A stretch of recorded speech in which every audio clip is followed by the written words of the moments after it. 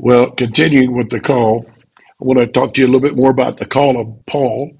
Burkhoff, in his biography of Paul, shows what the call of God does for the called.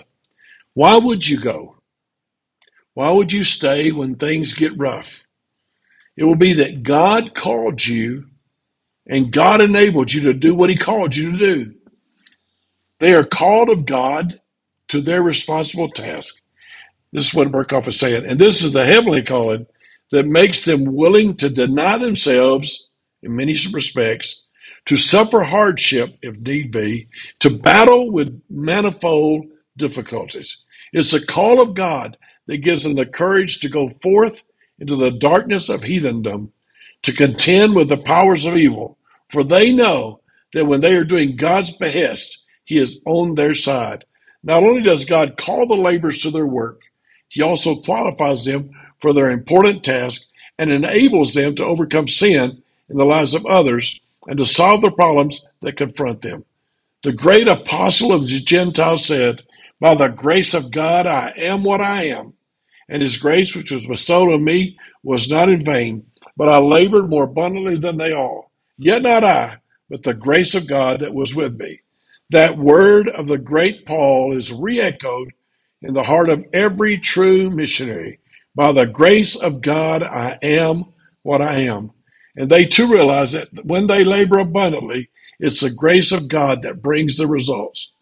When difficulties are found in the missionary's way, and they often are many, it's again the grace of God that strengthens his servants. How would Paul have been able to stand all the abuse and the persecutions to which he was subject if the grace of God had not been his continual strength?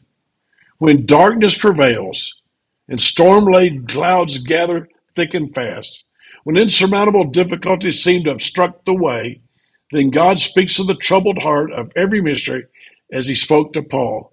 My grace is sufficient for you. What powerful truths we're finding there. Now, before we finish with the call, over the next day or so, I would like to kind of go over a checklist for you to consider, and you answer these questions. Did God call you?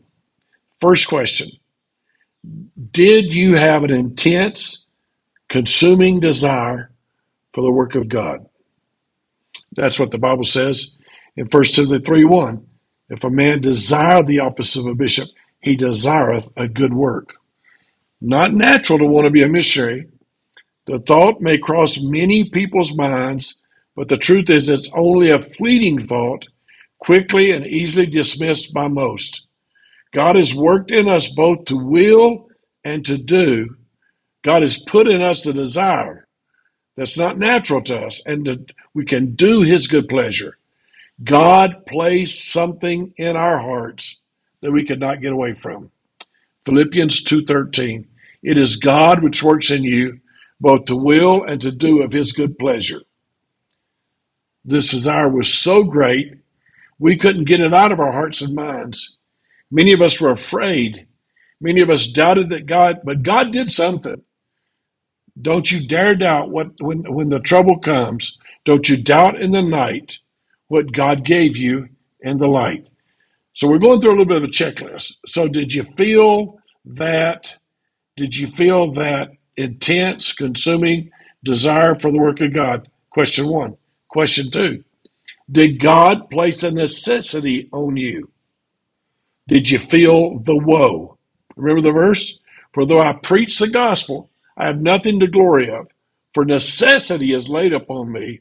Yea, woe is unto me if I preach not the gospel. 1 Corinthians 9:16. You don't know what happens, but one day you're happy in your lives in churches, then something happens.